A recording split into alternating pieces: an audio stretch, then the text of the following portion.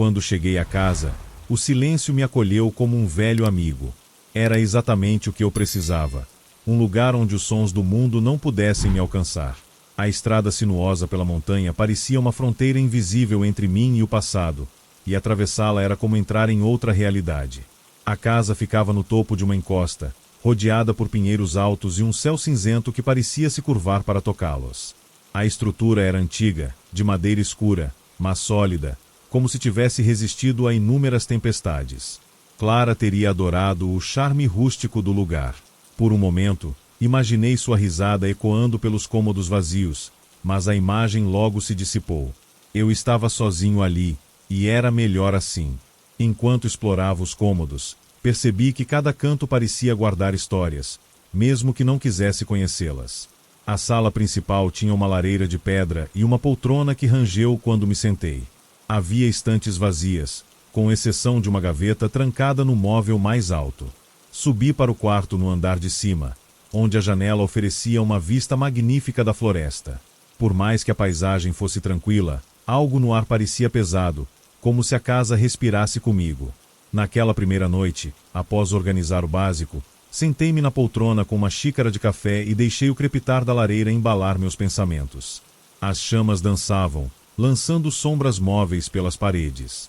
Por um momento, quase me senti em paz, até que o silêncio foi interrompido por algo estranho. Um som, baixo e arrastado, alcançou meus ouvidos. Era difícil definir o que era, mas parecia um lamento. A princípio, achei que fosse o vento cortando pelas árvores ou talvez o estalar da madeira da casa, mas o som parecia mais profundo, mais humano. Levantei-me, tentando localizar a origem. Andei pelo corredor, abrindo portas, mas nada parecia fora do lugar. Ainda assim, o som persistia, como se viesse de dentro das próprias paredes. Voltei para a poltrona, inquieto. Talvez fosse apenas a exaustão pregando peças. Naquela noite, sonhei com Clara pela primeira vez em meses. Acordei com a sensação de que algo tinha mudado. O som do lamento ainda ecoava em minha mente, mas o ambiente ao meu redor parecia estático, como se a casa estivesse segurando a respiração. A luz da manhã filtrava-se timidamente pelas cortinas, mas não trazia o conforto habitual. Passei o dia tentando me convencer de que o som fora apenas fruto da minha imaginação. Talvez fosse a tensão acumulada pela mudança ou até o isolamento mexendo comigo. Resolvi ocupar meu tempo com tarefas simples: limpar a poeira acumulada, organizar os poucos pertences que trouxe comigo e ajustar os móveis para tornar o espaço mais funcional. Enquanto movia um armário na sala de estar, algo chamou minha atenção. Uma gaveta emperrada no móvel rangia quando tentava abri-la, como se escondesse algo que não queria ser revelado. Depois de algumas tentativas, ela finalmente cedeu, revelando um pequeno caderno com capa de couro desgastado. Não havia nome ou título, mas as páginas estavam preenchidas com uma caligrafia irregular e apressada. Curioso, folheei as primeiras páginas. O diário parecia pertencer a um antigo morador, que mencionava sons estranhos pela casa. Os gritos do arrependimento foi a frase que saltou da página e me causou um calafrio. O autor descrevia noites em claro e uma sensação crescente de que a casa estava viva, alimentando-se de seus segredos. Fechei o diário, incomodado. A ideia parecia absurda, mas algo no tom desesperado das palavras me fez hesitar em descartá-lo como delírio. Naquela noite, os lamentos retornaram. Mais altos, mais nítidos. E, dessa vez, não eram apenas sons. Eram palavras. As palavras vieram como sussurros, frágeis e indistintas, mas carregadas de uma familiaridade inquietante. No início, eram fragmentos soltos, nada além de murmúrios que poderiam muito bem ser minha imaginação. No entanto, à medida que os minutos passavam, elas se tornaram mais claras, mais próximas. Você não entende. Reconheci a frase imediatamente. Clara dizia isso sempre que nossas discussões atingiam um impasse. Ouvir aquelas palavras na escuridão do meu quarto foi como sentir um soco no estômago. Pulei da cama, com o coração disparado, e me forcei a lembrar que estava sozinho. Clara não estava ali. Não podia estar. Desci as escadas, procurando algo, qualquer coisa, que pudesse explicar o que estava acontecendo. A casa estava silenciosa, exceto pelos meus próprios passos, mas a sensação de estar sendo observado era inescapável. Peguei o diário novamente e me sentei perto da lareira, folheando as páginas com uma pressa desesperada. O autor descrevia algo assustadoramente familiar, vozes que se infiltravam nos pensamentos, trazendo memórias dolorosas à tona. Elas sabem onde encontrar suas fraquezas, dizia uma passagem, e elas as usarão contra você.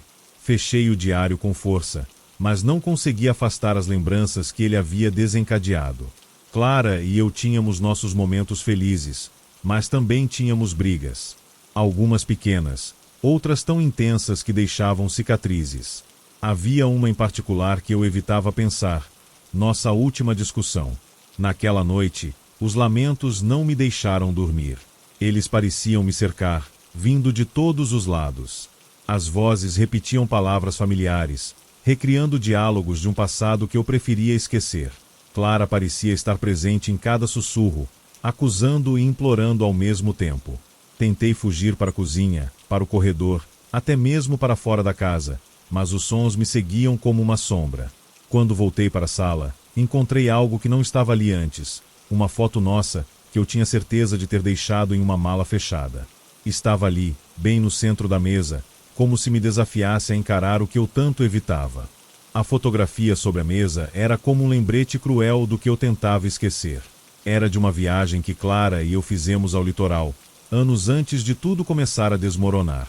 Seu sorriso naquela foto era tão radiante que quase me fez sentir um toque de alegria, até que os lamentos me puxaram de volta à realidade. Peguei o diário mais uma vez, desta vez determinado a entender o que estava acontecendo. As palavras nas páginas pareciam mais claras agora, quase como se estivessem falando diretamente comigo. A casa guarda os ecos do que não queremos enfrentar, dizia uma entrada. Ela amplifica o que enterramos fundo demais.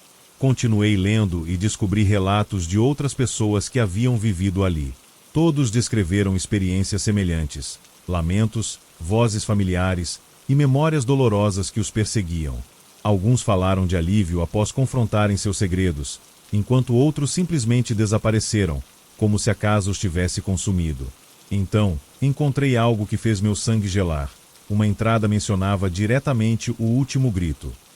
Era descrito como o momento em que as vozes se tornavam insuportáveis, forçando o morador a enfrentar seu pior medo.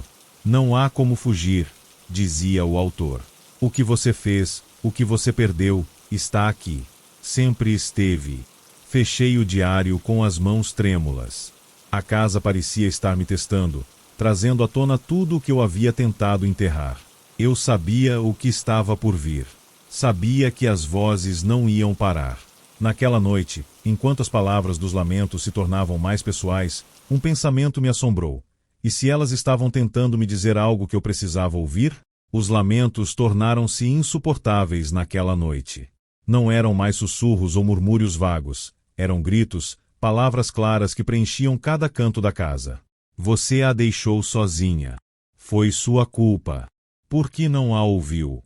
As acusações eram precisas, cortantes. Cada frase atingia uma parte de mim que eu tinha lutado para proteger. A casa não estava apenas reproduzindo memórias, ela estava expondo o que eu mais temia enfrentar. A verdade sobre Clara e a última noite que passamos juntos. A imagem dela veio à minha mente com uma clareza dolorosa.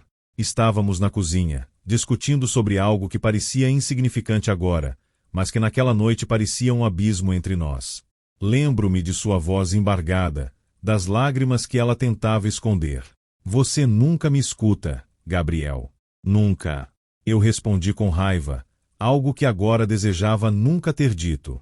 Palavras afiadas, ditas no calor do momento, mas que deixaram marcas permanentes. Talvez porque o que você diz não importa tanto quanto você pensa. Naquela noite, Clara saiu de casa. Ela precisava de ar, de espaço, de algo que eu não estava disposto a dar. E foi naquela mesma noite que ela sofreu o acidente. Nunca tivemos a chance de consertar as coisas. As vozes não me deixavam esquecer. Você deveria ter ido atrás dela. Por que não a chamou de volta? Você sabia que ela estava magoada. Eu me senti esmagado pelo peso da culpa. As paredes pareciam fechar-se ao meu redor, os gritos aumentando em intensidade até que eu não suportasse mais. Chega! Gritei, minhas palavras se perdendo no caos. Eu sei que a culpa é minha. Sei que a perdi porque fui covarde, porque não pedi desculpas quando deveria. A sala mergulhou em silêncio absoluto. Por um momento, achei que estivesse sozinho novamente. Mas então, ao virar-me, vi Clara. Ela estava ali, no centro da sala, como uma sombra sólida. Não era apenas uma visão, era ela, com os mesmos olhos tristes que eu me lembrava, mas sem palavras desta vez. Apenas um olhar que parecia esperar. Tremendo, eu finalmente disse o que havia prendido em minha garganta por tanto tempo. Sinto muito, Clara. Sinto muito por tudo. As palavras mal saíram da minha boca antes que Clara começasse a desaparecer. Ela não disse nada, apenas olhou para mim com uma mistura de tristeza e alívio, como se minhas desculpas fossem algo que ela esperava há muito tempo. Quando sua imagem se dissolveu na escuridão da sala, senti algo estranho. O peso que carregava parecia ter diminuído, mas não havia desaparecido por completo. O silêncio retornou, mas agora ele parecia diferente.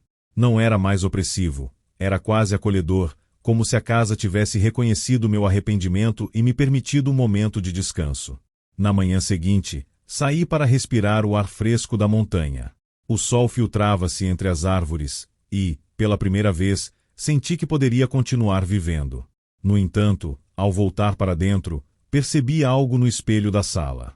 A princípio, achei que fosse meu reflexo distorcido pela luz, mas, ao me aproximar, vi claramente o contorno de Clara.